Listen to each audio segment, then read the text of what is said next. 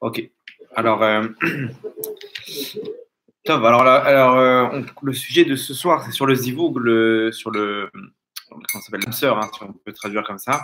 Là, on va expliquer comment ça marche avant et après, comment pendant le mariage et avant le mariage, comment des fois il y a des gens qui attendent pour leur zivoug, comment ça marche, pourquoi ils doivent attendre, pourquoi c'est tout. On va essayer d'expliquer un peu comment ce que la Torah nous transmet sur ça. D'abord, la première chose que la Gemara elle dit, la première chose qu'il faut savoir, il y a marqué dans la Gemara, caché zivougo chez la dame qui est kriyat yamsouf. Le zivoug d'un homme, il est dur comme l'ouverture de la mer Rouge. On dit pareil sur la parnassa. La parnassa, elle est dure comme l'ouverture de la mer Rouge. Et la question de savoir, c'est pourquoi, comment, déjà, en quoi est-ce que l'ouverture de la mer Rouge, elle était dure pour Hachem? C'est dur, comment ça s'appelle, le zivouk d'un homme, comme l'ouverture de la mer Rouge, qui apparemment était aussi dure. Comment, quoi, c'était dur pour Hachem d'ouvrir la mer en deux? Comment, enfin, en 12, là-bas, ils sont. C'est quoi cette question? Comment on peut comprendre le fait que Akash Baruch Hu, il a trouvé ça dur d'ouvrir la mer en 12, la mer Rouge? Et la Gemara, elle répond à ça. Elle dit du fait qu'il y avait une accusation en haut sur les bénis Israël, que là-bas, les accusateurs, ils disaient comme ça. Ils disaient à Akash Baruch Hu, toi, tu veux qu'on ouvre la mer pour les bénis Israël. Maintenant, les bénis Israël, c'est des Avodazara. C'est-à-dire, c'est des idolâtres. À part certaines choses qu'ils ont gardées, ils étaient idolâtres. Et les Égyptiens aussi sont idolâtres. Alors, quelle différence entre eux et eux? Les deux, ils sont idolâtres. Pourquoi on s'ouvrirait pour eux et pas pour eux? C'est injuste. Et pourtant, toi, Hachem, tu es un Dieu de Hémet. Il y a marqué que la signature d'Hachem, c'est le Hémet. Alors, si maintenant on leur ouvre la mer à eux et pas à eux, alors ça veut dire que c'est une Torah qui n'est pas Hémet. Ils ont dit quelque chose de juste devant Kadosh Baruch Hu. Donc l'accusation, elle a bloqué. C'est-à-dire que c'est pas que c'est dur pour Hachem, mais par rapport au niveau technique, c'est dur pour Hachem au niveau des règles qu'il a fixées. Hachem a fixé des règles et il ne peut pas contourner ces règles. C'est fixé. Ça peut nous donner des combines comment contourner les règles, mais les règles, c'est les règles. La Torah qu'il a mis en place, il ne peut pas la contourner. Maintenant, ces accusateurs-là, ils viennent au nom de la Torah. Vous comprenez? C'est-à-dire que c'est des accusateurs, c'est comme un genre de tribunal. Il y a des accusations, il y a des avocats, et selon les mérites d'une personne, etc. Maintenant, quels mérites ils ont ici? Je vous raconte la suite de l'histoire. Là-bas, comment Akash Baruch Hu, il a ouvert la mer alors? Si tu me dis qu'on ne pouvait pas, ils avaient un argument en béton, là, les accusateurs. Comment il a ouvert la mer alors, si c'est ça? Akash Baruch Hu, il a dit comme ça. Il a dit à Moshe, Matitsak Elai, pourquoi tu cries? Pourquoi tu cries vers moi? D'Aber el Béni Israël, Veïsaou, parle au Béni Israël et qu'ils avancent. Qu'ils avancent vers la mer. Attends, c'est encore pire. De base, tu m'as dit, elle ne pouvait pas s'ouvrir. Pourquoi? Parce qu'il y avait une accusation en haut. Maintenant, Hachem, qu'est-ce qu'il dit à Moshe? Arrêtez de prier, avancez. Dis au Béni Israël d'avancer. Genre quoi, tu vas ouvrir la mer quand même? C'est quoi? Ok, il n'y a pas de logique dans ça. Comment ça marche? Et le Or Hachaim Akadosh, il nous dit quelque chose d'incroyable. Il nous dit, là, jusqu'à maintenant, les Béni Israël priaient à Kadosh Baruch Hu. Aide-nous, machin, ils voyaient qu'ils avaient, imaginez-vous la scène. Derrière eux, ils sortent d'Égypte. Ils ont tous leurs anciens patrons, ceux qui les fouettaient, leurs maîtres, qui étaient derrière eux, sur des chars armés jusqu'aux dents. Et eux, ils ont la mer devant eux. Ils ont l'armée égyptienne de derrière. Et le désert à gauche, à droite. Qu'est-ce qu'on fait? On se bat, on ne peut pas se battre. On plonge, on truc. Ils sont avec des femmes et des enfants. C'est compliqué. Maintenant, on leur dit, alors ils commencent à prier. Akadosh Baruch Hu, aide-nous. Ils commencent à prier. Moshe Rabbeinu en tête, là-bas, tout le monde prie. Et Hachem, il dit à Moshe, laisse tomber. Avancez. Ça sert à rien de prier. L'accusation, elle est trop forte en haut. La prière, vous n'avez pas le temps là. On n'a pas le temps de prier. Des fois, on avait expliqué que des fois, la prière, il y a des quantités de filotes à faire, des qualités de filotes. Là, maintenant, il dit, Chaval al-Azman, avancez. Le Or Chaim Akadosh, il nous dit quelque chose d'incroyable.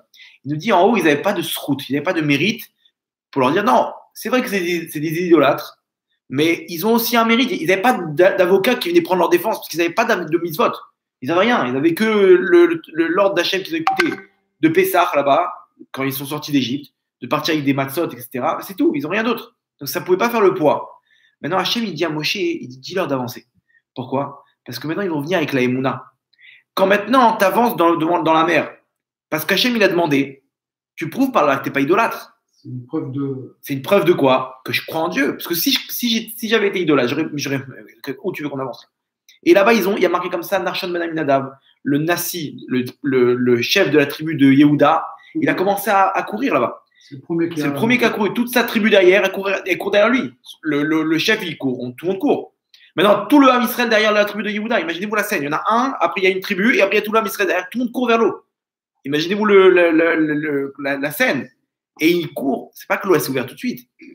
Qui baou maïm adnafesh. Que l'eau elle est arrivée, je connais. Elle est rentrée dans les narines. Des narines, elle s'est séparée en deux. Imaginez-vous. C'est-à-dire que lui, il s'imaginait. Ça y est, je vais mourir. C'est pas grave. Hachem, il a dit d'avancer. Je mourirai avec l'ordre d'Hachem. Voilà. Hachem m'a dit d'avancer dans l'eau. Puis il veut qu'on meure comme ça. Bon, bah, s'il veut nous faire un scénario, il lui manque pas de scénario. Il y a pas ils n'ont pas pensé que la mer elle allait s'ouvrir ou quoi que ce soit. Eux, nous, on connaît la suite. Donc ça a l'air facile. Mais eux, imaginez-vous sur le moment, c'est hyper dur. Donc maintenant, qu'est-ce qu'il leur a dit Hachem? La Emouna. Quant à la Emouna, il n'y a plus besoin de srouillotte, quoi que ce soit. La Emouna, c'est au-dessus de tout. C'est au-dessus de la tefila. Au-dessus de la tefila. Au-dessus de la tefila. Et maintenant, tu peux donner n'importe quelle accusation. Ces accusations-là, c'est pour dire à quoi, Hachem? Ils sont pas avec toi. L'Omeshane qu'elle verra, ils ont fait, c'est l'idolâtrie, si c'est tel ou tel. Ils sont pas avec toi. Maintenant, quand il y a la Emouna, tu prouves par là que tu es avec Hachem. Parce que tu t'obéis à un ordre qui a l'air illogique en soi. Mais parce que tu as confiance en Hachem. Tu as la Emouna. Et donc, tu fonces. Ça, c'est pour ça qu'on dit que l'ouverture de la mer Rouge, elle était dure pour Hachem. Quand il ne va pas techniquement, pour lui, c'était très simple. Mais au niveau des règles fixées par la Torah, qui donc pose un problème par rapport à la situation qu'il y avait. Maintenant, le zivouk d'un homme, on te dit, si tu vois ce qui s'est passé à la mer Rouge, exactement pareil le zivouk. Entre parenthèses, même la parnassa. Là-bas, la Gemara a dit, même parnassato chez la dame, caché qui crée Diam Souf. C'est dur comme l'ouverture de la mer Rouge. Donc maintenant, ce qui s'est passé là-bas, pour les Bnei Israël, exactement pareil pour le zivouk d'un homme. Le zivouk d'un homme, il faut savoir qu'il y a des accusations. Tout simplement. Et c'est pour ça que c'est dur. Pourquoi? Parce qu'en haut, on ne veut pas qu'il se marie. En haut, on ne veut pas qu'il se marie. Il y a des accusations. Des accusations qui sont graves. Pourquoi il va se marier? Alors, la question est de savoir pourquoi tu vas accuser sur le fait que je vais me marier. En quoi le fait de me marier, c'est une accusation? Quel rapport? Tu me dis sur la parnassa, je comprends, parce que la parnassa, c'est tout. Une personne, elle peut faire des misotes avec ça. Si on lui enlève la parnassa, il est neutralisé. Il n'est pas bien, il n'a pas la tête sur les épaules, etc. Il s'inquiète, il est truc, il peut rien faire. Mais son zivou, ok, en quoi c'est un problème? Et les Ramim nous disent non, d'abord il faut savoir c'est quoi la définition. Pourquoi on doit se marier? C'est vrai, pourquoi quand on pose une question à un jeune qui veut se marier, tu lui dis, ça y est, tu as compris pourquoi il faut se marier? Non, pourquoi tu te maries? Je sais pas, parce que tout le monde se marie. C'est la procédure, non? Tu arrives à un âge, tu peux te marier, il y a une fille qui te plaît, et le garçon il lui plaît. Bah, voilà, on se met ensemble et on continue, on se marie, on officialise ça, des fois oui, des fois ils restent en couple un peu un certain temps, et après ils se marient. Pourquoi? Ils diront pour avoir des enfants. Bah, tu peux avoir des enfants sans te marier. Alors pourquoi? C'est quoi ce union que tout le monde se marie? La réponse des Ramim, elle est simple. Un homme, il doit arriver à compléter sa neshama. Un côté, comment dire, masculin. Il doit compléter ça. Il doit arriver à la perfection de sa neshama. Pour ça, la seule personne qui peut l'amener à ça, c'est son conjoint. Soit un homme ou une femme, ça dépend de comment ça s'appelle, si c'est un homme, c'est une femme, si c'est une femme, c'est un homme. Elle doit arriver à la perfection de sa neshama. Pour réparer sa neshama, il lui faut une aide. Et c'est pour ça que Hachem, quand il a créé la femme, il a dit « Et c'est l'eau Ezer Kenegdo ». Je lui ferai une aide, Kenegdo, contre lui, en le sens qu'il va l'aider. Bon, on peut l'interpréter aussi. On peut, voilà. La dit quoi? Ezer, si Ezer tu l'aides contre lui, c'est contradictoire. Ezer, c'est une aide. Kenegdo contre lui. Alors, on peut traduire Kenegdo dans le sens avec lui, mais la vraie traduction, Keneget, ça veut dire contre. Keneget, c'est contre. Voilà. Donc maintenant, c'est contradictoire. La Gemara répond s'il mérite, elle est Ezer. S'il ne mérite pas, elle est Kenegdo. Tout dépend de ses actes. S'il il se tient droit, alors elle est gentille. Sinon, donc voilà. Donc si maintenant une femme elle sent que son mari lui fait des réflexions et tout, elle peut lui dire c'est t'as qu'à être droit avec Hachem et je serai bien moi aussi. De là on voit que vraiment Hachem des fois il peut mettre à une femme le fait d'un mari d'aller dans le droit chemin. Et elle devient pour lui quelque chose de dur parce que c'est le klal, Ezer Kenegdo. Hachem, il a vu qu'il fallait une Ezer Kenegdo, une femme ou un conjoint qui va l'aider à à perfectionner sa neshama. Comment? Bah, quand il y a une femme, quand il y a un conjoint, on est obligé de donner. D'accord? Pourquoi? Parce qu'une femme, elle est obligée d'aller à la maison. Qu'est-ce qu'elle fait? Tout ce qu'elle fait, indirectement ou directement, c'est pour son mari. La cuisine, le ménage, c'est une petite décoration, un petit truc. Elle achète un nouveau truc, elle trouve un truc au chou ou au marché, comme ça. Elle pense, elle voit son mari. Qu'est-ce qu'il va penser maintenant si je prends ça, etc. Sans arrêt. Non, lui, qu'est-ce qu'il fait? Sans arrêt, pareil. Il va, si tu as besoin, je vais te faire les courses. Il amène au restaurant, il amène faire des trucs, des machins. Et il est avec elle, elle a besoin d'aide, etc. Elle a besoin de parler. Et tout le temps, il est sans arrêt en train. C'est-à-dire que c'est un système où l'un, il n'y a pas un qui reçoit et un qui donne. Oui. Il y a tout le temps, c'est un double, chacun il donne. Chacun il donne et c'est comme ça qu'on construit le couple. Maintenant, donc, ça veut dire quoi? C'est-à-dire que si cette personne-là, elle peut m'amener à la perfection et à réparer ma neshama dans ce monde-là, donc les accusateurs, ils ont tout intérêt à faire à court-circuiter ce zivoug. Vous comprenez maintenant pourquoi les accusations? Comment tu vas lui donner un copilote pour arriver à son but s'il ne mérite pas? Donc de là, on comprend quoi? Que de se marier, c'est un cadeau. Ce cadeau-là, il faut mériter. Vous comprenez? Ok, c'est pour ça qu'il y a des accusations. Donc maintenant, d'ailleurs, le Midrash, il ramène comme ça. Le Midrash, il ramène que de base, Adam et Chava, ils étaient ensemble. C'était la même personne. Ils étaient ensemble et Akadosh Baruch Hu, il les a séparés et il les a fait l'un avec l'autre.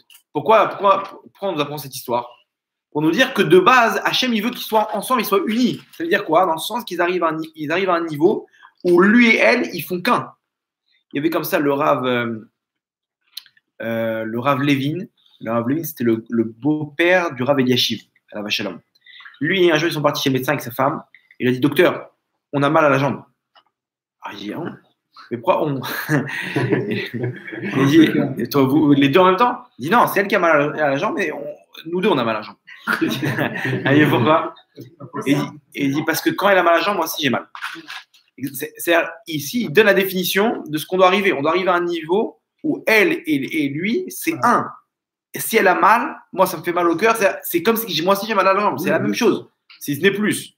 Imaginez-vous ça, Veillou, le Bassar Echad, il doit être au Bassar Echad, c'est-à-dire une seule chair. C'est ça, c'est-à-dire d'être un seul être. Okay. Voilà, ça c'est le but. Donc maintenant, c'est pour ça qu'il y a des accusations. Si jamais elle peut me donner à arriver à mon but, et inversement, pareil pour l'homme. Donc, pourquoi, s'il ne mérite pas, on ne va pas lui donner cette chance. Donc, il y a des accusations. Pareil pour la Parnassa, pareil pour la sortie d'Égypte. Là-bas, il y a des accusations. Ils vont aller recevoir la Torah maintenant. Pourquoi? S'ils ont la Torah, ils ont tout. Donc, on va leur mettre des bâtons dans les roues. Et donc, voilà. Donc, maintenant, on a compris. On résume. Le but du mariage, c'est tout simplement d'arriver à la perfection de sa neshama, d'acquérir, comme ça dit le Zohar, la moitié de ma neshama. C'est-à-dire que de base, on a une seule et même neshama. Dans le Gan Eden, une seule et même neshama, qu'Hachem il coupe en deux et il met ça dans le corps d'un homme, dans le corps d'une femme. Et on doit arriver à se perfectionner, arriver à la perfection de notre neshama, quand on se retrouve et que l'un transmet à l'autre ce qu'il a. C'est pour ça qu'ils arrivent à la fin, Bassar Echad, un seul être. Même s'ils sont deux êtres physiquement, dans la pensée, c'est les mêmes. Ils arrivent, l'un a transmis à l'autre bidiouk ce qu'il devait lui transmettre. C'est intéressant parce que même le fait de donner, regardez bien qu'Hachem, il a fait qu'un homme, s'il donne pas, il est triste. Un homme, il a besoin ou d'un poisson, ça va être le fait d'avoir à qui donner. Non, mais le fait d'avoir à qui donner, ça va lui donner une satisfaction, un sentiment de plénitude. Voilà, il y a quelqu'un qui m'attend, je vais devoir sortir le chien, etc. Et non, vraiment, nous, on voit les Russes là-bas dans le parc au parc, ils habillent leurs chiens, ils leur mettent un petit col roulé comme ça. On trouve ça ridicule parce que nous, on a au prochain. Non, mais pour eux, ils veulent qu'un enfant. Ça y est, on va pas, ça coûte cher. Donc, un chien à côté de ça. Pour pouvoir, alors, il faut lui donner. Et quand il voit le petit pull comme ça, sympathique, le petit col roulé, c'est bon, il kiffe, il aime bien le voir comme ça. Il lui achète toutes les couleurs et tout. Et ça coûte une fortune, entre parenthèses, ces petits cols roulés là. En tout cas, donc maintenant, comment dire, le but donc c'est de donner, d'arriver à compléter sa neshama. Et donc si une personne a compris ça, déjà, elle a la moitié du chemin qui est fait. Pourquoi? Parce que regardez la différence. Quand une personne, elle sait qu'elle est venue pour donner ou pour se perfectionner, alors c'est pas la même façon de rentrer dans un couple. Une personne qui connaît, qui sait, je donne un exemple. Un homme, il rentre chez lui et il prend une remarque par sa femme. Regarde, il y a une paire de chaussettes par terre, tu n'arrêtes pas de passer dessus comme si de rien n'était, tu ne peux pas te baisser et ramasser. Non, lui, il ne fait pas attention à ça. Remarquez bien, un homme et une femme, ils ont des différences. C'est-à-dire, ils vont attendre dans une salle d'attente, elle va voir la décoration. Ah, c'est beau, hein, ils ont du goût ici. Lui, qu'est-ce qu'il va voir? Ouais, ça coûte cher ce carnage. Lui, il est dans les. C'est vrai ou pas? Lui, il voit le côté portefeuille. Voilà, exactement. Mais elle, on va pas entrer dans les différences hommes et femmes, mais c'est ça. Techniquement, lui, il a une vision des choses. Non, lui pour lui, ça ne le dérange pas. La chaussette, elle ne le dérange pas. C'est pas grave, c'est là. Mais elle, ça la rend dingue. Parce que ça met tout, ça met tout en l'air. Tout est propre, il y a une chaussette au milieu du salon. Non. Alors, elle le voit passer, lui, ça ne le dérange pas. Mais non, lui, il reçoit ça. Automatiquement, comment il va réagir? Sois tranquille, j'ai pas vu ta chaussette, qu'est-ce qui t'arrive? Il va commencer à. Il va être sur la défensive. Non, s'il sait qu'il est venu donner, et il est venu s'améliorer. Donc, c'est pas une remarque. Il entend par là qu'elle est en train de lui faire comprendre. Regarde, il y a des détails que tu fais pas attention, que t'as pas cette notion de faire attention aux petits détails. Donc, regarde, viens, je te montre. Par exemple, là, il y a une chaussette par terre. Quand tu passes au-dessus, apprends à faire attention aux détails. Qu'est-ce que ça va créer chez lui? Que demain, il va faire attention aux détails, même dans ses mitzvot, dans son travail. Elle va lui donner une capacité que lui n'a pas. Un homme, il est dans les grandes lignes, généralement. Il ne peut pas les petits détails, s'occuper de donner à manger à un bébé. Au bout d'un moment, il perd patience. La femme, elle peut rester avec lui et lui parler, elle lui raconte sa vie pendant des heures. Et elle a la patience. Lui, il ne peut pas. Changer une couche, c'est maximum. Après, et elle, pareil, elle ne peut pas s'occuper des grandes lignes. Elle, c'est les petits détails. Elle est régie par le cœur, lui, il est régi par le cerveau, de base. Donc c'est-à-dire, automatiquement, maintenant, elle lui apprend, regarde, les petits détails aussi, c'est important dans la vie. Toi, tu ne fais pas attention à ça. Donc, c'est-à-dire quoi? Demain, dans son comportement, il va faire attention aux petits détails. Et son comportement, il va s'améliorer, etc. Donc, si tu viens avec cette façon de voir les choses, le couple, donc maintenant, tu sais que tu es venu pour t'améliorer. Ce n'est pas une remarque. Au contraire, maintenant, elle te donne une piste pour pouvoir t'améliorer. Tu t'améliores automatiquement chez elle. Elle sent le mari, c'est comme un soleil qui illumine la lune, okay, qui est la femme. Elle ressent ça de son côté. Elle a envie de s'améliorer. Pourquoi? Moi aussi, j'ai envie de faire quelque chose pour toi. C'est la reconnaissance. C'est la nature de l'homme de vouloir rendre. Donc, automatiquement, elle va vouloir s'améliorer. Et à la fin, ça fait un couple uni qui s'est construit de façon saine. Et donc, voilà. Donc, ça, c'est le but du mariage. Non, une personne, là, on est avant le mariage. Une personne, des fois, pourquoi elle voit qu'il n'y a toujours pas de zivoug? Pourquoi elle tombe pas sur son conjoint? Comme ça prend quelques années. C'est que, premièrement, elle n'a pas compris le but. C'est-à-dire que Hachem, il ne peut pas la jeter dans un couple si jamais elle ne sait pas pourquoi. Si elle, dans sa tête, la personne, elle s'imagine qu'elle est venue pour prendre. Moi, je vais me marier avec une femme, donc automatiquement, ça va être un kiff. Pourquoi? Parce que je vais me balader, j'aurai une femme à côté de moi, elle va me plier mon linge, elle va me laver mon linge. Il s'imagine comme ça, il voit dans les films comme ça, Mais tu as oublié que toi aussi, tu as un rôle. Il oublie ça. Il a tendance à voir d'abord au niveau de son ego, d'abord ce qu'il va gagner de tout ça. Et donc, il veut se marier pour ça. Hachem, il ne va pas le donner à trouver tout de suite. Pourquoi? Parce que si tu rentres dans le mariage comme ça, c'est une catastrophe. Chacun, il veut prendre, il va tirer le truc. Voilà, exactement. Et là, c'est un gros problème. C'est le problème majeur dans les couples, c'est que, regardez bien, l'un, il veut prendre. Après, et tu me fais pas ça, et tu me dis pas ça, et tu m'as pas fait ça, et moi. Mais non, si jamais. Vous comprenez? Si jamais il y a ce problème-là, déjà, c'est un problème. Voilà, parce que tu es venu pour donner. Tu es venu pour donner, pour te parfaire. Donc, ici. Est-ce qu'il y a un horaire pour donner? Un horaire? Un horaire précis. Ouais. Il faut mettre en place déjà un contrat avec la femme. Non, techniquement, c'est selon la demande. C'est selon la demande. Voilà. Après, il y a les enfants qui viennent aussi. Une fois que tu as fini de donner, après, Hachem, il te donne à donner encore plus. Un enfant, deux enfants, après il y a les petits-enfants. C'est pour ça. Après, on ressemble à Hachem. Pourquoi? Parce que Hachem, il fait que donner. Il reçoit de nous. Keilou, genre, il reçoit de nous, mais il n'a pas besoin de nous. Lui, il fait que donner. Maintenant, quand tu donnes, tu ressembles à Hachem. Donc après, tu comprends. Ah, j'ai compris maintenant. Je vois mon fils, comment il se comporte avec moi. Je comprends en fait comment j'étais stupide quand je me comportais pareil avec toi. J'ai exagéré. Donc, vous comprenez, tout ça, c'est un cycle. Bref. Entre parenthèses, regardez, un homme, quand il naît, un bébé, il a toujours les mains fermées. Quand il part de ce monde, il a les mains ouvertes. De nature, il veut prendre l'homme. Mais à la fin, il ne peut rien prendre. Il n'emporte rien avec lui. Sa nature, le but de la Torah, c'est de casser cette nature de prendre et de donner. Et regardez, toute la Torah, c'est que ça. La tzedaka, il faut donner, il faut aider. Voilà, là c'est pour Mishloach Manot, Matot Daivyonim. Et tout ça, il faut donner. Tout ça, il faut faire des choses envers son prochain. Pourquoi? Pour casser cette nature-là. Plus une personne elle casse cette nature, plus elle est tranquille. Alors, soit il le fait de lui-même, soit sa femme, elle va lui faire faire. Non, tu peux me dire, oui, mais il peut toujours contourner sa femme. Il tape du poing sur la table, ou pas que sur la table, et automatiquement, elle arrête de lui faire travailler ses traits de caractère. Très bien. Hachem, il attend au tournant avec les enfants. Que des enfants, des petits monstres, qu'à la fin, c'est sûr qu'il va y arriver. Vous comprenez? Sinon, on rebelote, on repart dans le. Donc, s'il a compris qu'il est venu pour donner, tout change. On est venu pour. Si je sens qu'il vient prendre ici, il y a 2 secondes. Tu es venu pour prendre ou pour donner? Si j'étais venu pour donner, donc je sais que je peux le faire. Je sais que ça va être beaucoup plus facile de savoir quel est mon rôle, c'est déjà beaucoup plus simple. 2 personnes, elles vont chez le dentiste. Un enfant et un grand. L'enfant, il pleure, le grand, il pleure pas. Les deux, ils vont enlever une carie. Pourquoi il pleure, lui, et l'autre, non? Parce qu'il va chez le dentiste. Donc, la douleur, elle est forte. L'autre, il sait pourquoi. C'est pour mon bien. Je sais pourquoi je suis venu chez le dentiste. Donc, voilà. La chose, elle est beaucoup plus facile quand on connaît le but. Psychologiquement, ça aide beaucoup. Quand je ne sais pas où je vais, automatiquement, c'est beaucoup plus dur.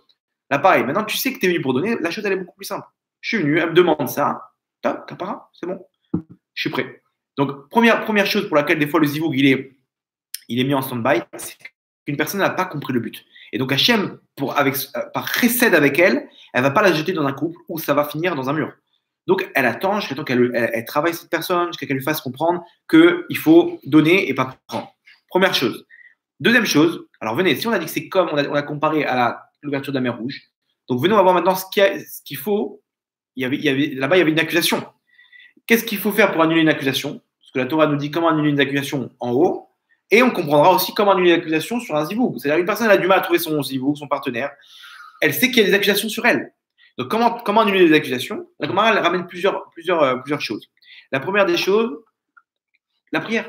Et on le voit d'ailleurs dans l'histoire de là-bas avec Moshe, ils ont commencé à prier. La prière, elle est quoi? Je mérite pas. Il y a des accusations en haut. Apparemment, on m'accuse il y a des avérotes qui bloquent, etc., pour que je me marie. Toi maintenant, tu m'as donné une clé que la prière, elle peut débloquer. C'est-à-dire quoi? C'est vrai, il ne mérite pas, mais maintenant qu'il prie, maintenant il y a une règle qu'il peut recevoir. Et donc on lui donne. La prière, elle peut débloquer n'importe quelle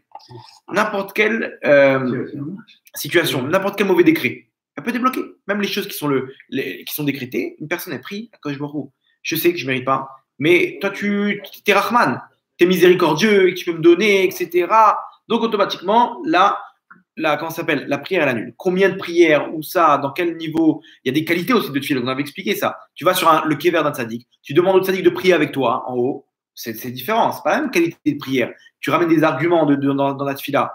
Donc ces arguments-là, aussi, elles montent en haut et elles sont des avocats contre les accusateurs. C'est vrai, je ne mérite pas. Mais regarde Hachem, l'autre jour aussi, il y avait un pauvre qui est venu et j'ai jugé qu'il ne méritait pas aussi de recevoir. Et pourtant, j'ai donné quand même la tzedaka. Donc, mesure pour mesure, non, c'est pas comme ça qu'on se comporte en haut. Donc, pareil, de la manière que j'ai fait un peu plus que le mec, il trouve des arguments, vous comprenez? Il ramène quelque chose, il a comme un avocat, un mâche. Et ce qu'il prie, ça monte en haut et ça casse les accusations. Et à ce moment-là, il peut rapprocher son zivoug. Deuxième chose. Donc, on a dit première chose, de comprendre déjà quel est le but du mariage pour pouvoir donner la possibilité à Akadosh Baruch Hu de nous mettre dans cette situation-là. Deuxièmement, la prière. La prière, ça débloque toutes les accusations. Après, le nombre de prières, la qualité, c'est autre chose. Ça peut prendre du temps, des fois un peu moins, etc. Troisième chose, la tzedaka. La tzedaka, elle est comme ça. C'est simple, le système, il est simple. Moi, j'ai des accusations en haut, ok? C'est-à-dire que j'ai des avérotes. Ces avérotes-là, il faut que je les répare. Bien, je les répare par une kapara, qui est la douleur que j'ai de donner de mon argent. J'ai travaillé pour ça. Est-ce que quelqu'un il a le plaisir de donner la tzedaka? On ne parle pas de petit 1 shekel ou 2 shekels. Quelqu'un, il vient, il sort 300 shekels de tzedaka, il a un petit picotement dans le ventre quand même. Des petits, ou dans le cœur. Il sent quand même cet argent-là. J'ai bossé. J'ai bossé quand même. C'est une partie de moi qui part. Picotement, c'est pas bon, non? Non, c'est humain. Non, c'est humain, justement. Il est mieux qu'il ne donne pas que s'il a des. Encore une fois, il travaille le fait qu'il doit donner.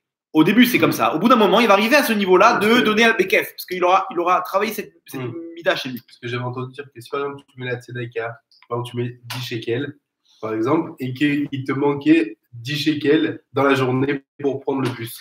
Ouais. Et qui te dit, ah mince, si j'avais pas mis la tzedaka, j'aurais pu payer le bus. Ouais, Ça t'annule la tzedaka. C'est celui qui regrette. Il y a marqué quand on fait une avera, celui qui regrette, la avera, elle est effacée. Donc, c'est marché aussi dans le mauvais sens. Celui qui fait une mitzvah, il regrette. La avera, elle est effacée. Et d'où on voit ça, que quand il a fait la Kedat Yitzhak, Abraham il a fait le sacrifice d'Yitzhak, il est revenu, et là-bas, il a vu, et ça, qu'est-ce qu'il a fait le Satan? Il est parti dire à Sarah, et Sarah, elle est morte, de lui dire, tu sais, ton fils, il est mort. Et elle a eu un arrêt cardiaque, elle est morte. Maintenant, pourquoi il a fait ça, le Satan?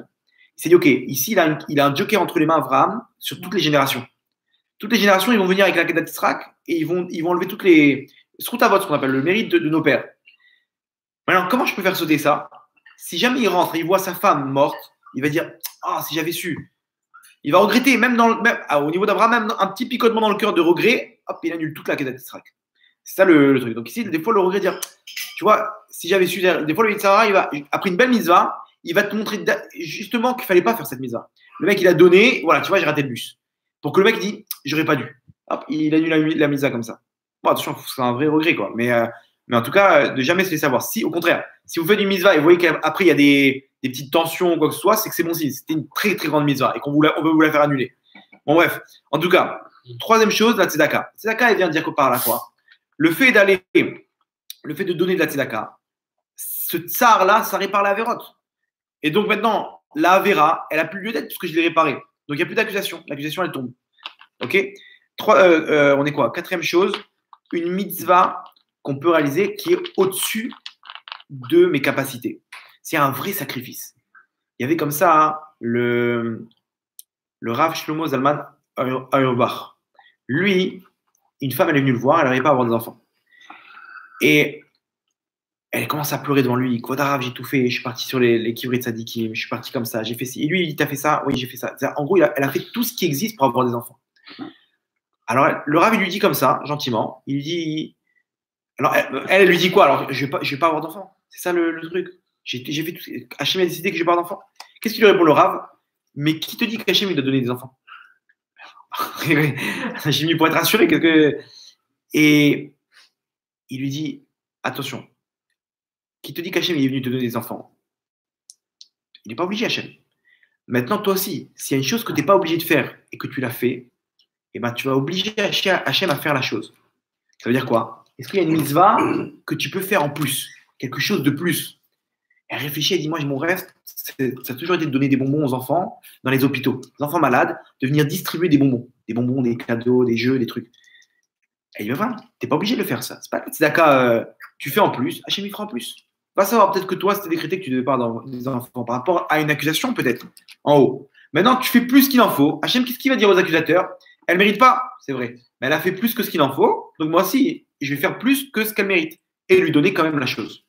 Vous comprenez? Et effectivement, elle a monté un organisme de distribution de bonbons dans tous les hôpitaux. Elle a commencé avec un hôpital. Aujourd'hui, dans tous les hôpitaux. Et dans l'année, elle a eu des jumeaux. Imaginez-vous, un garçon et une fille. Alors qu'elle était un peu âgée déjà. Elle a eu des jumeaux dans l'année. Dans l'année où elle a commencé de monter cet organisme. Donc maintenant, vous voyez quoi? Que des fois, fais un sacrifice. Il y a des choses qui sont dures, je ne suis pas capable. Allez, lève les manches, bats-toi.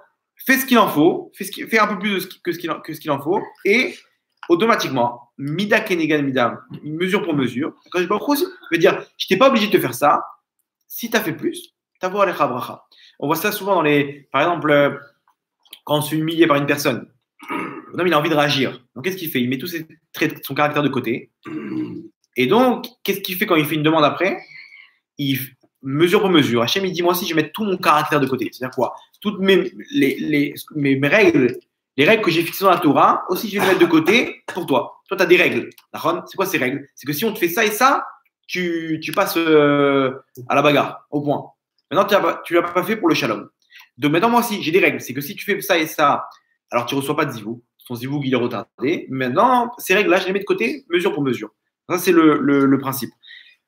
Ensuite, on a quoi là? 1, 2, 3, 4. Cinquième chose, la Emouna. La Emouna, comme on a vu dans l'ouverture de la mer Rouge, la Emouna, c'est-à-dire quoi? C'est-à-dire que des fois, on se dit, j'arrive à un âge, comment je vais faire? Et telle personne, machin, ou je suis trop petite, ou je suis trop grand, ou je suis trop comme ci, je suis trop comme ça, et j'ai pas de diplôme, qui voudra de moi, comment je vais faire? Et ça y est, la personne elle commence à se poser des questions. Et comment je vais trouver, voilà, j'ai fait un peu le tour, et les trucs, il n'y a personne qui m'intéresse. Et elle commence à avoir des inquiétudes qui sont logiques. Maintenant, la Emouna se dit à 2 secondes. Que je me retrouve, il m'a mis dans un scénario où j'ai pas de zivoug. C'est-à-dire qu'il a pris une Neshama, il me l'a mis, elle est là. Cette Neshama, elle est là. D'accord. Et c'est de me dire que ça dépend de si j'ai telle et telle qualité, si j'ai tel et tel diplôme, ou si j'ai tel et tel je sais pas, tel trait de caractère, ou au niveau de la beauté, au niveau de la grandeur. C'est-à-dire quoi? C'est-à-dire que tu enlèves Hachem de l'image ici. Hachem, il a décidé, il va te mettre bidiouk, c'est qu'il faut le couvercle qui correspond à la marmite, comme on dit. C'est-à-dire, c'est une question d'Emouna. C'est Hachem qui donne le zivouk. Hachem, il est mis avec les zivougim, c'est lui qui fait les rencontres. Il peut faire une rencontre à l'autre bout de la terre, des fois des couples comme ça. Demande à chacun comment il a rencontré sa femme, des histoires. Non, je t'explique, je ne devais pas venir. Finalement, on m'a poussé à venir. J'ai pris l'avion et là-bas, j'ai rencontré machin. Mais des histoires. Pourquoi? Parce que quand est venu le moment, le Zélo Méchané, il peut y avoir un tremblement de terre. Tu vas la rencontrer, ta frère là où tu t'es mis sous une table là-bas. Elle sera là-bas avec toi. Et à la fin, c'est Akadosh Baruch Hu qui fait les trucs. Mais non, la personne qui y croit pas, dit bah, ça y est, moi je ne pourrais plus trouver, etc. Elle enlève les forces à Hachem. Parce que tu n'as pas la Emouna. Hachem te dit maintenant je ne peux plus agir. Parce que si j'agis, tu vas dire ah, c'est un S, c'est un miracle. Et Hachem, il veut des miracles. Il ne veut pas de miracles. Hachem, il veut que ça reste dans le libre arbitre. C'est ton choix, c'est toi qui as décidé. Je fais rien au-dessus de la nature, à part si tu comprends qu'au-dessus de la nature, c'est aussi de la nature. Ça, c'est un niveau. Vous avez compris? Donc, la Emouna, c'est ce qu'ils ont eu ici dans l'ouverture de la mer Rouge. Ils ont avancé. Hachem, il a dit qu'on avance, on avance. Hachem, il a dit qu'on doit se marier pour amener des enfants, pour faire sa neshama, pour donner, etc. Il y aura un zivoug, coûte que coûte.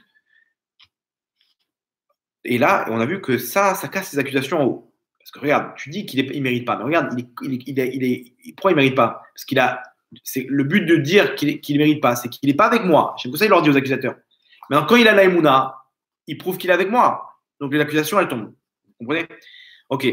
Ensuite, on a quoi? La Anava. La Gemara a dit comme ça, quelqu'un qui ne trouve pas son zivouk, l'humilité. Quelqu'un qui ne trouve pas son zivouk, qui descend de niveau. C'est-à-dire peut-être qu'il a mis la barre trop haute et que je vois beaucoup, il n'aime pas la gava.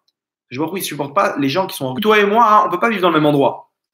Imaginez-vous, c'est comme si moi je donne de l'argent à quelqu'un, je lui dis regarde, tu peux m'aider.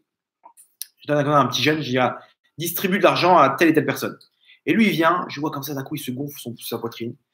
Et il vient, il dit tu veux l'argent? Je te tiens, voilà, d'accord. Il fait le malin comme ça.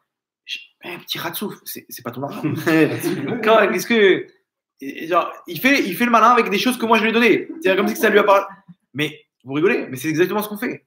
La personne dit t'as vu comment je lui ai parlé? T'as vu comment je suis beau? T'as vu comment je suis fort? Je l'ai massacré le mec. Je lui ai dit exact. Attends 2 secondes, c'est qui t'a donné cette force dans la parole? Tu fais. Il n'y a pas Hachem. Non mais t'as vu, c'est moi aussi. Ok, Hachem il m'a aidé, mais c'est quand même. C'est mes qualités. Ces qualités, c'est qui les a données? C'est Hachem. Vous comprenez, Hachem il voit ça.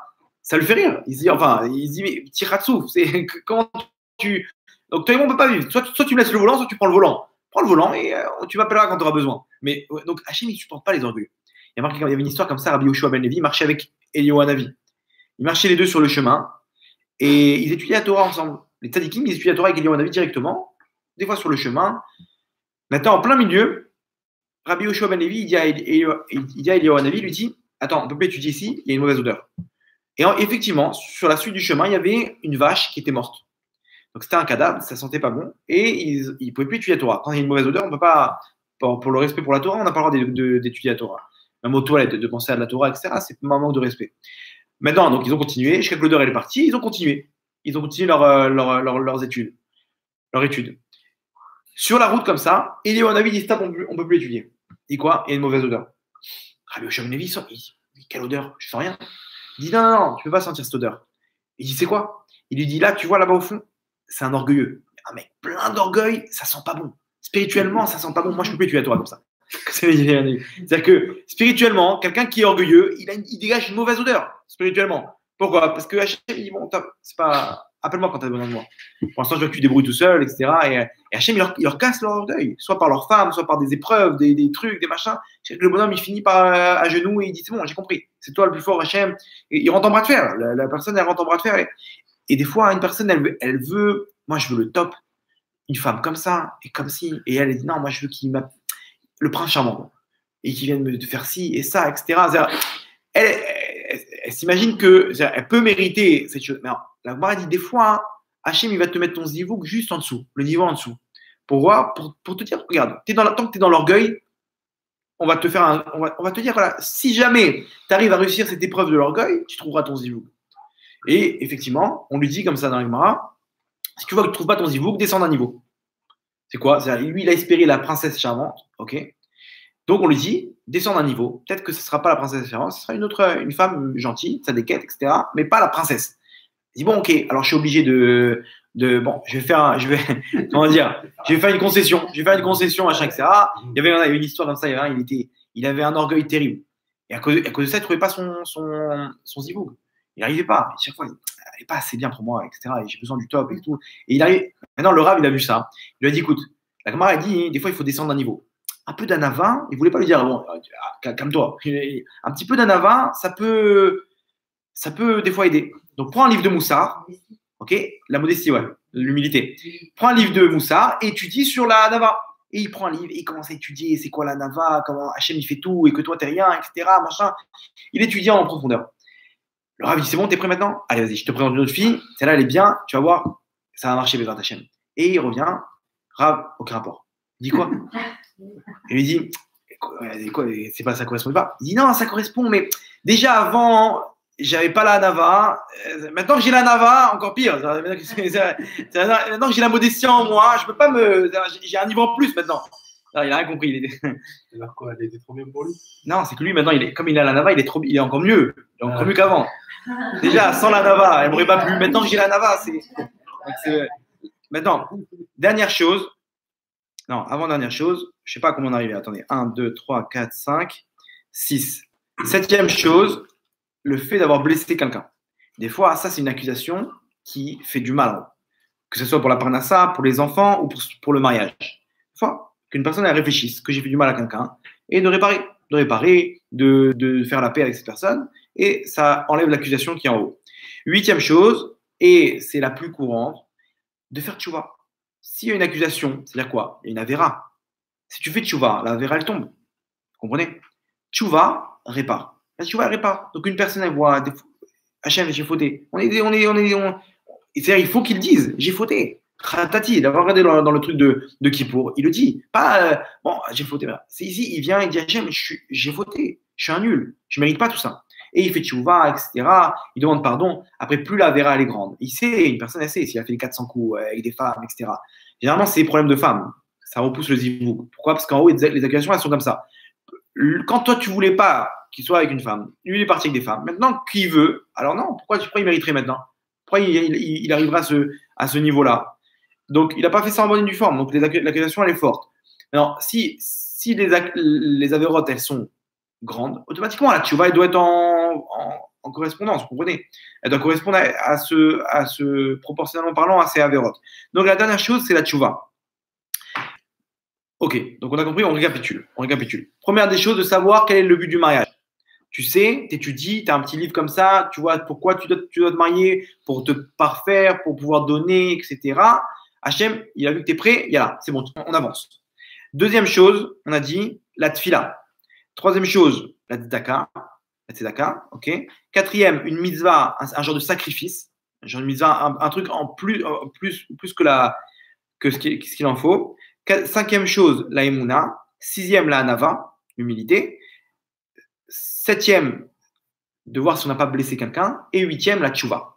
Tchouva, une avéra qui bloque en haut, de bloquer. Donc ces 8 choses-là, il doit sûrement avoir d'autres choses, etc. Mais en tout cas, c'est les choses principales qui peuvent bloquer le zivouk. Entre parenthèses, même la parnassa. Parce que là-bas, la Gemara a dit que la parnassa d'un homme, elle est cachée, elle est dure, comme l'ouverture de la mer Rouge. Donc c'est le même principe. Le zivouk, il est dur comme l'ouverture de la mer Rouge. La parnassa, pareil. Donc des fois, quelqu'un qui a des problèmes de parnassa, autant d'avoir, qui essaie de voir, peut-être il y a une accusation en haut. Donc voici les trucs pour la liste de choses qui peuvent débloquer. Si une personne, elle voit qu'il y a un truc qu'elle peut faire, c'est par exemple, une personne, elle aime prier, faire des télim, etc., qu'elle mette le paquet. Vous comprenez? Maintenant, si jamais une personne dit, attends, moi je prie, j'ai fait presque tout ça, et j'ai pas beaucoup d'avérotes, moi j'ai pas fait les 400 coups, etc. C'est possible qu'il y ait une accusation. Alors on peut lui dire, généralement, c'est que lui, de l'autre côté, le second, lui, il a des accusations. et qu'elle, elle attend, la femme. Vous comprenez? Maintenant, quand elle prie, elle aide à enlever l'accusation de son conjoint.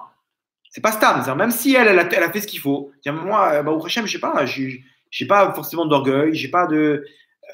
Vous comprenez? Elle fait tout ce qu'il faut. Elle dit, je comprends. Non, continue, bombarde. Au contraire. Pourquoi? Parce que peut-être que lui, il a pas ça, il a des accusations. Et toi, quand tu pries, tu descends ces accusations à lui, que lui, peut-être qu'il prie même pas.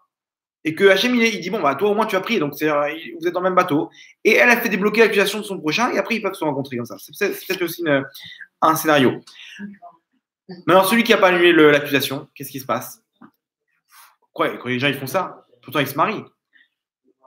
Les gens ils se marient, ils n'ont rien fait tout ça. Non. Comment ça se passe? Alors, ils ne rencontrent pas leur zibouk. Ils se marient avec, quand je vois qu'ils donnent la force à une neshama qui est proche. Vous savez qu'on est lié dans les neshamot. Il y a des familles de neshama. C'est-à-dire que peut-être que en fait, c'est comme un arbre. Il y a le tronc, il y a des embranchements, et il y a encore des feuilles, etc. Maintenant, généralement, dans la famille, c'est les mêmes feuilles, mais pas obligatoirement. Maintenant, il y a d'autres feuilles qui ne sont pas dans la famille, mais qui sont de ma racine de Neshama. C'est-à-dire qu'elle et moi, on est presque des Neshama qui ont le même type de tafkid, comme ça, presque le même mazal, etc.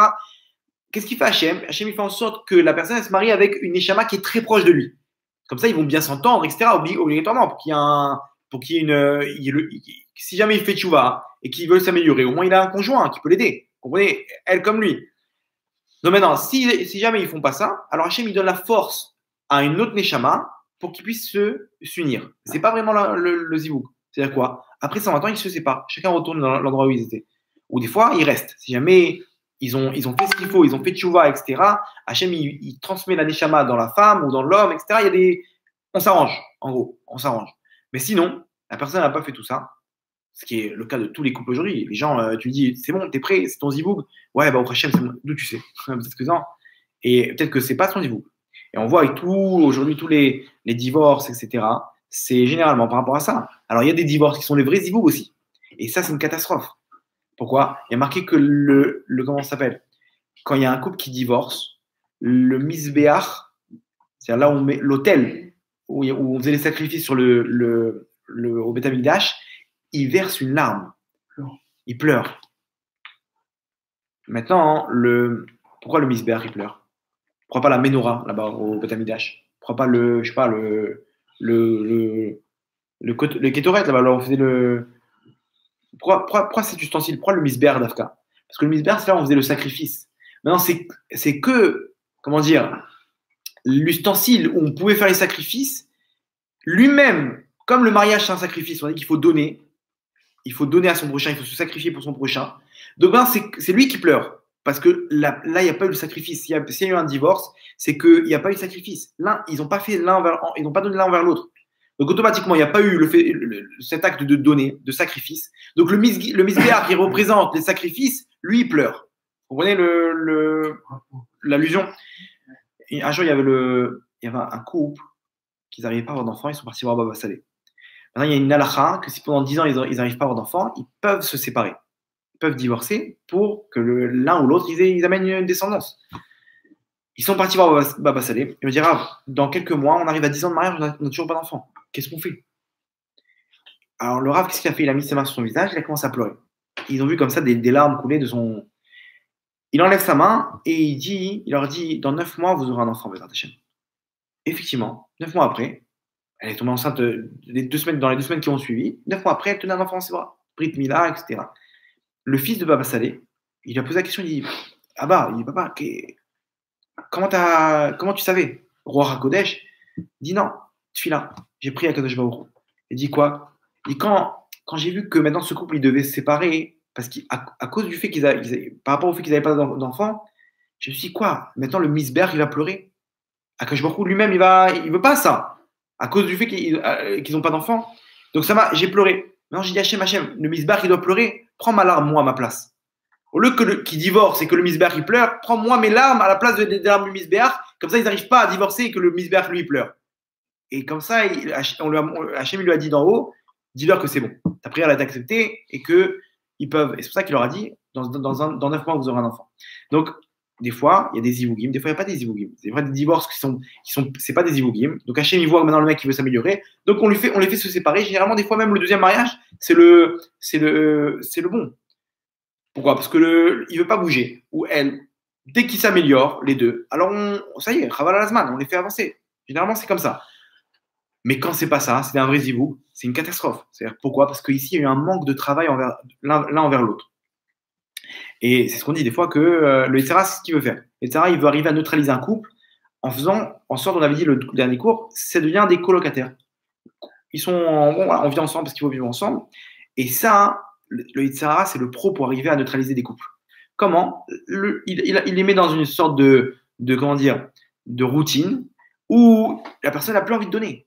Elle n'a plus envie de donner, et donc ça finit comme ça. Mais alors, si jamais, alors, vous allez me dire quoi? Comment on fait? C'est quoi comment dire, la solution? Il y a une solution à ça? Oui, effectivement. Tout simplement. Comment ça marche? Comment tu as réussi à lui plaire à ta femme? Tu t'es battu, tu te rappelles? Tu l'as amené en vacances, tu l'as amené au restaurant, etc. Pareil. Prévois, comme ça ils disent, par exemple, les Rachamim, ils disent, c'est bien de prévoir une soirée avec sa femme. Une par semaine, fixe, comme une Charouda. Le mercredi soir, resto, on se balade. Chaque mercredi soir, c'est une soirée prévue avec sa.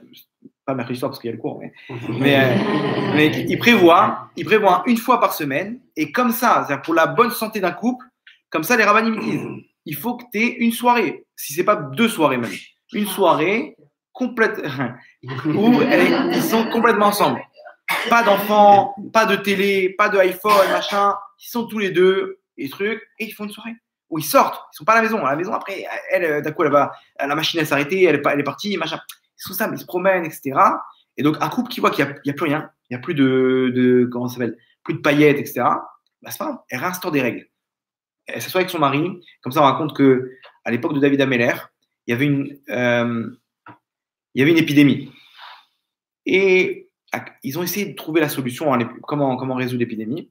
Là-bas, quand David Ameller il a instauré 100 brachot par jour, l'épidémie s'est arrêtée. Jusqu'à aujourd'hui, il faut faire 100 brachot par jour. Maintenant, pourquoi qu'un rapport avec les brachot? Regardez bien, dans chaque problème de couple, généralement, c'est la communication qui fonctionne mal. Maintenant, David Ameller, il a pensé comme ça. Il dit, si on a un problème avec notre relation avec Hachem, on va rétablir la communication. Comment? Sans brachot. La bracha, je parlais avec Hachem quand je suis bracha. Baruch ata. Je m'adresse à Kadosh Baruch Hu. Donc, je rétablis la connexion, la communication, et donc, dans le couple, tout va bien. Pareil, dans un couple, quand il n'y a plus de communication, il n'y a plus comment ça s'appelle, le charme qu'il y avait avant, remet la communication. Comment? Une soirée, un instant où ils discutent. Vraiment. Ils discutent, ils remettent la communication en place, ils remettent des règles en place. Et mieux que ça, si maintenant le but c'est de faire quelque chose envers son prochain, donc prends quelque chose sur toi. Par exemple, tu sais qu'elle aime qu'une fois de temps en temps tu fais la vaisselle. Prends sur toi de faire la vaisselle maintenant une fois par jour, une fois tous les 2 jours, une fois par semaine, je sais pas, ça dépend du niveau, et de faire de ça un jeu avec sa femme. C'est-à-dire quoi? Devine ce que j'ai pris sur moi. Et le mec il fait comme ça et elle va chercher. Ah, t'as pris sur toi la vaisselle. Et maintenant, elle a envie de pareil.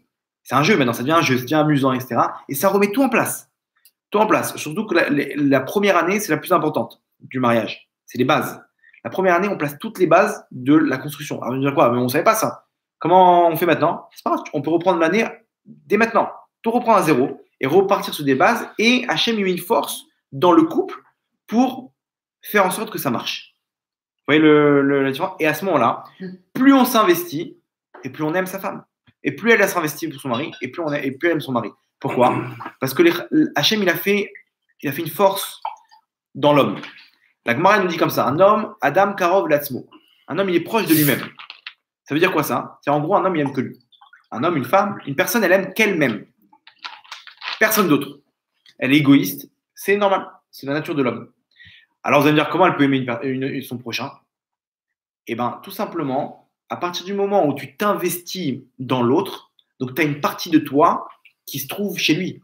Donc en fait, tu continues à t'aimer, mais à travers lui. Donc c'est la définition de l'amour. L'amour, c'est je m'aime toujours, j'aime que moi, j'aime personne d'autre. Mais plus je m'investis en elle, plus j'ai une partie de moi, j'ai un pourcentage de moi qui est en elle. Donc en fait, je l'aime. Je l'aime dans le sens que j'aime ma personne en elle. Vous comprenez le truc? Il aime son investissement. Voilà, exactement. Regardez comment c'est vrai. Où on voit ça. L'amour entre une mère et son enfant. Normalement, une mère, elle devrait haïr son enfant.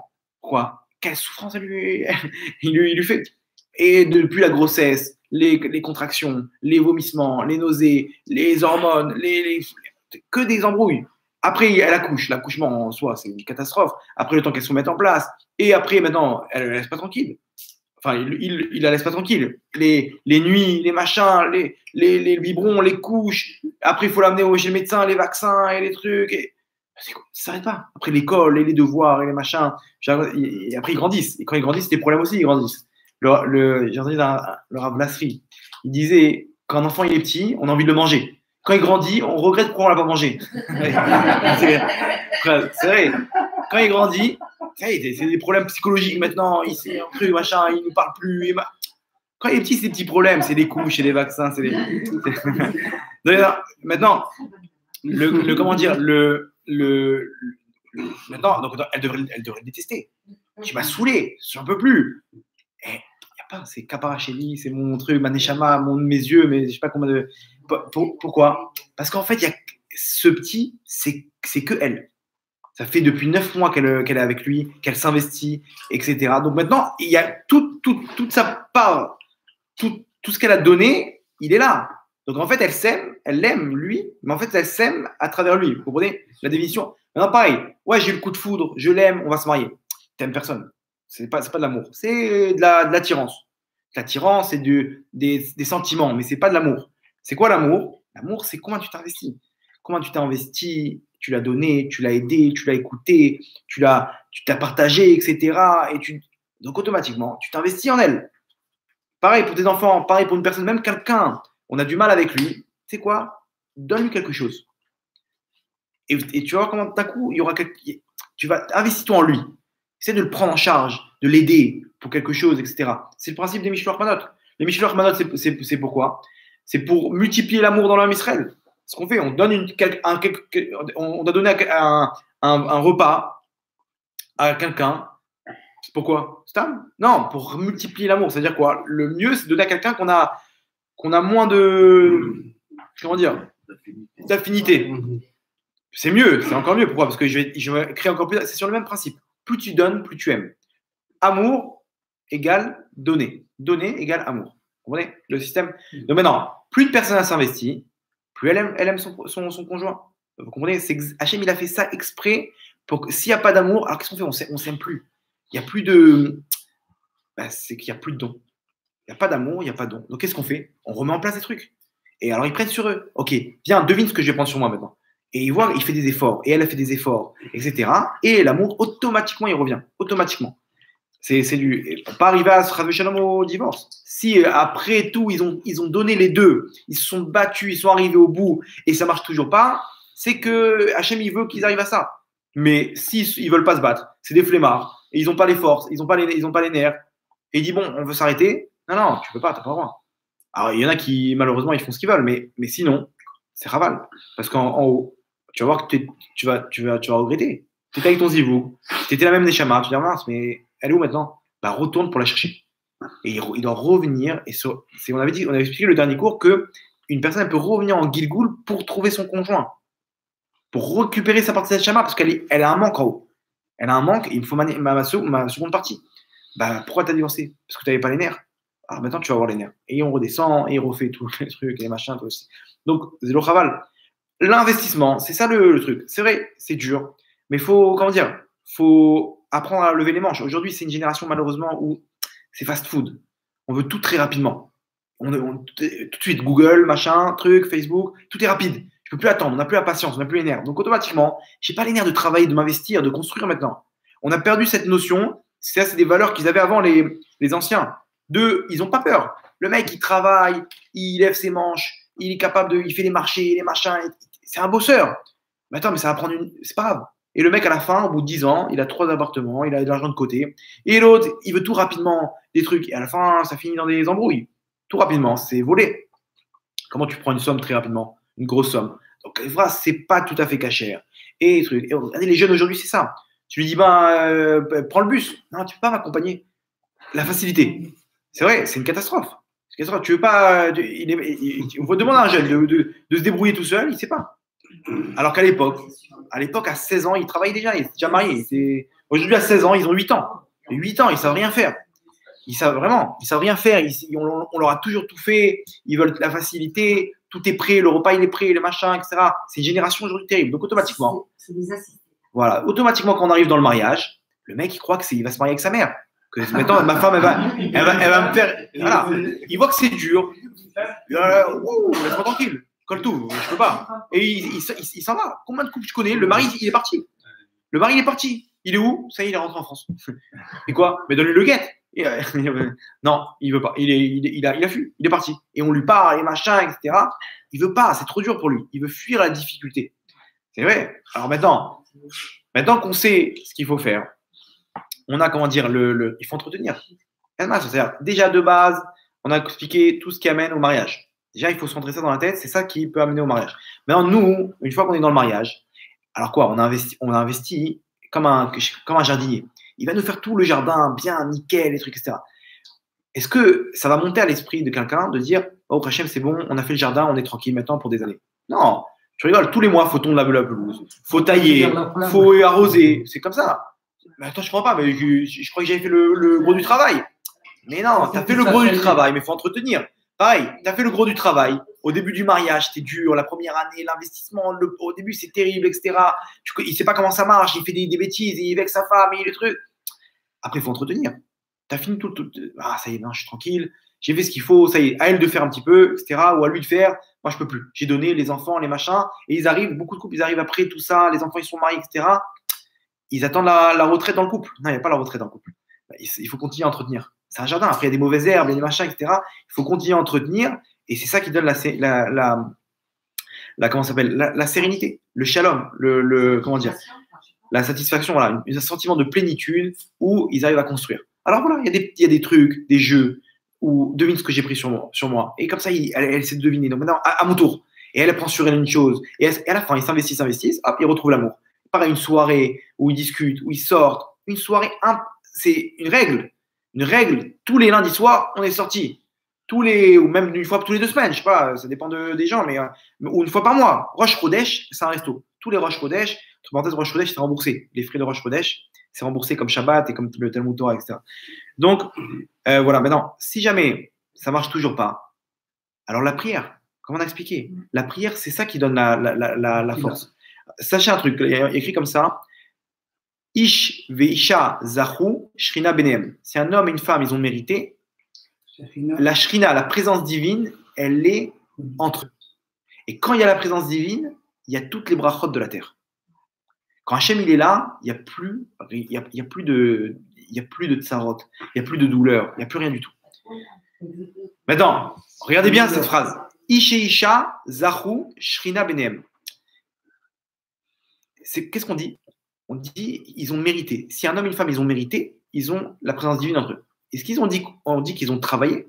Si on dit qu'ils ont réussi, ils ont mérité. C'est une histoire de mérite. Hachem, il vient donner le shalom bayit à un couple parce qu'ils ont trouvé grâce à ses yeux. Comment tu trouves grâce aux yeux d'Hachem? Quand tu te bats. Même s'il n'y a pas de résultat. Moi, je me bats, je sais que je suis sur le bon chemin. Hachem, il ne juge pas le résultat, il juge l'effort. Tu t'es efforcé, maintenant, je vais te mettre la réussite dans ton couple.